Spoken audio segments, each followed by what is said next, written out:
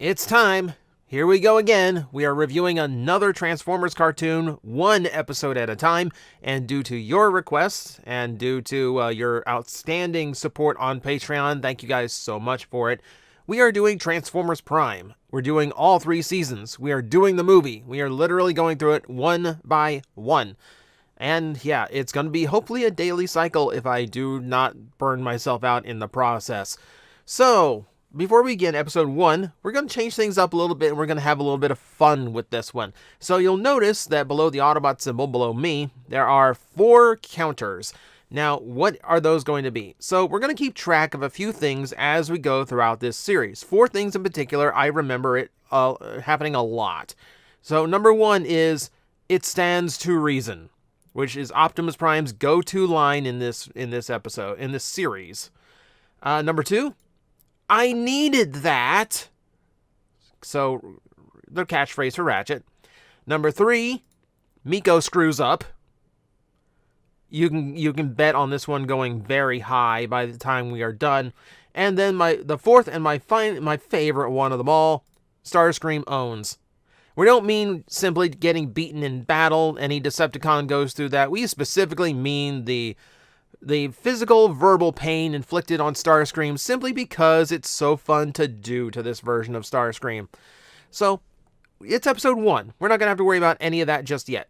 But we will progress and we will actually go through what we can talk about in Darkness Rising Part 1. This is a 5-part opener. But we're going to hit it one by one. And let me tell you, the first thing we hear in this episode, and we knew it. It was announced, so it's not like we went in unprepared. But it is still completely surreal that it's Dwayne Johnson, The Rock, doing the voice of a Transformer in a normal cartoon. I mean, granted, yes. He makes it less than 10 minutes into this series. The Rock is expensive, so it's mostly just casting as a publicity stunt, if at best. You know what? It worked. Everyone was super hyped and interested in the debut as a result. I mean, it was cool. It's cool to have, even then, he wasn't the A-lister he is now, but he's still a really big in Hollywood. It was still a huge deal. But yeah, super surreal that Cliffjumper is just using to hear The Rock's voice talking about Energon, Decepticons, It's weird. So there's not a whole lot of plot to this other than he comes across an Energon deposit that the Decepticons are mining out. We get a nice introduction sequence for the bots, which is all of them in vehicle mode rolling to the scene. They explain they are in different parts of the world, so that is a little bit of a difficult matter, but they are, it's a cool way to introduce them. So we don't get the robots right away. Later on we will. And they all just kind of jump through the ground bridge and transform one by one in one cool group shot.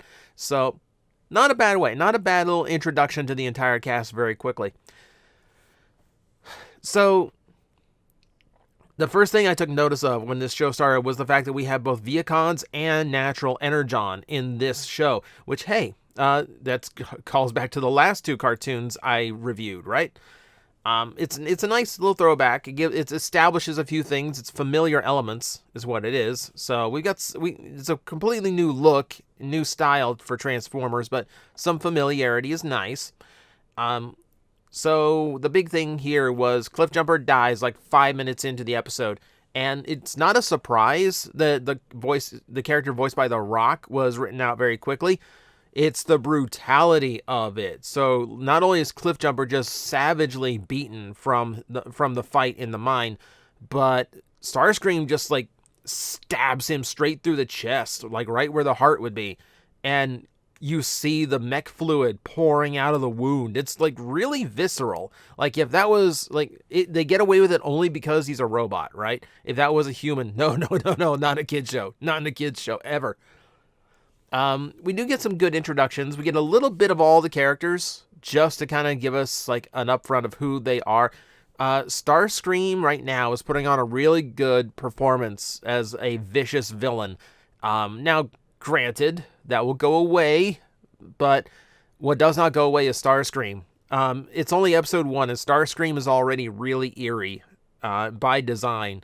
That just tells you just how good of a character they made Prime Soundwave. So we get really nice little bit of establishments. And Prime kind of starts the show off with, like, at the memorial for Cliffjumper. It kind of starts off with the kind of speech you would normally end a movie on. Keep in mind, we were a couple movies in when this series debuted, so all right, that makes sense. That makes sense. That fits. People know Optimus Prime for this now, so this is fair. What's nice about it is that Optimus actually sounds concerned for humans, which after the live action movies is, something of a refreshing thing. There's a lot of things that if you go back, if most of your memories of Prime come from the live action movies, or just that depiction itself is just burned into your brain, go watch Prime, because there's some really solid moments in Prime where Optimus is just playing like nice and wholesome, and it's such a good refresher after like going through the live action verse. So let's talk about the human characters. So we introduce them one by one in this episode, starting with Jack, who we see here, who has a very weird introduction with RC. So we, as the audience, know that RC is in bike mode, hiding out from Viacons on the prowl. However, Jack does not, so when he's caressing this motorcycle, you can immediately hear creepy fanfics being written in the distance. And there's plenty of creepy fanfic and fan art of Jack and RC. It's weird. It's really weird. If it's your thing, fine. That's fine. Understand? It's not my thing. It's a little bit off-putting for me. But Jack is very much just like, he's supposed to be like your average relatable teenager character. Okay, I kind of get that. Dead-end job, can't afford his own vehicle yet, so he's on a bike, having a hard time impressing girls in general, that kind of thing. So typical teen stuff. It's fine. And I mean, it's a fine place. I mean, it beats G1, where our main teen is an oil rig worker. That's entirely relatable, right? So we have Jack, and Jack is fine. Jack is going to be our nice like anchor point for sensibility here in the human cast. We get to see Raph, who is a little bit forced in. It's a little bit convenience that he is where he is when the plot needs him to be. But it's a cartoon. There's going to be plot contrivances like that. We're not going to begrudge it. We find out right off the bat that Raph can understand the bleeps and blips that Bumblebee speaks in. So Bumblebee in this one doesn't talk in radio, but he's still silent because movie bee. Instead, though, he talks like a Minicon, or a little bit more general R2-D2, kind of bleeps and bloops. And Raph can understand it, and no one knows why. And guess what? What I remember of this series, they never explain it. They never explain how Raph can understand what Bumblebee is trying to say through his broken voice box. It's weird. It's really weird. But, hey, I mean, it gives him something to do, right? It gives him something unique. And then we see Miko, who you already know is just going to be the troublemaker of the group, because she just kind of snoops in after Jack when she notices things are a little bit weird with him, and basically invites herself along. But also, like, nobody's having a better time in this show than Miko. Like, it's a funny moment when she just kind of pops up on RC and Jack trying to talk in the alleyway. But, it's a weird dichotomy. So you've got Jack, who's just in over his head. You've got Raph, who is, like, in love with all the tech stuff going on. And then Miko, who's just geeking out over giant robots. It's a nice, like, dichotomy between the three. Let's see, what else can we go over here? We do have a fight scene with the Viacons where they seem way tougher than they will later on. First episode, debut power. Let's go. I wish they showed RC as a more competent fighter. She's obviously the smallest of the Autobots, but she does feel like her shots and her punches are not as effectual as other larger Transformers. Just, I'd like to see her get some good licks in here. And she does for a bit, but it's, Bumblebee who has to come to her rescue. Gets, like, one of his movie cool moments. But it doesn't really go in their favor until Bulkhead shows up to lay on heavy hits, like the big bruising hits. So we hear, yeah, the Viet Congs are putting up a good fight. Later on, even before we get out of this 5-parter, that goes away. That goes away. We got the origin story from Optimus, which is the same. It's Civil War, etc. It works in a little bit of that movie fiction they never really followed up on, which is Optimus and Megatron considering themselves brothers before this war broke out. That kind of goes into a lot of the comic book origins too, where they knew each other and were friends before they became the generals of opposing sides. And we do have Megatron popping in at the very end, with him stating, I have returned, in Frank Welker's voice, which is a great line for Frank Welker to come back on. Yeah, the only other little note I have for the episode is they dropped a Fight Club reference out of nowhere. So that dates the episode really quick.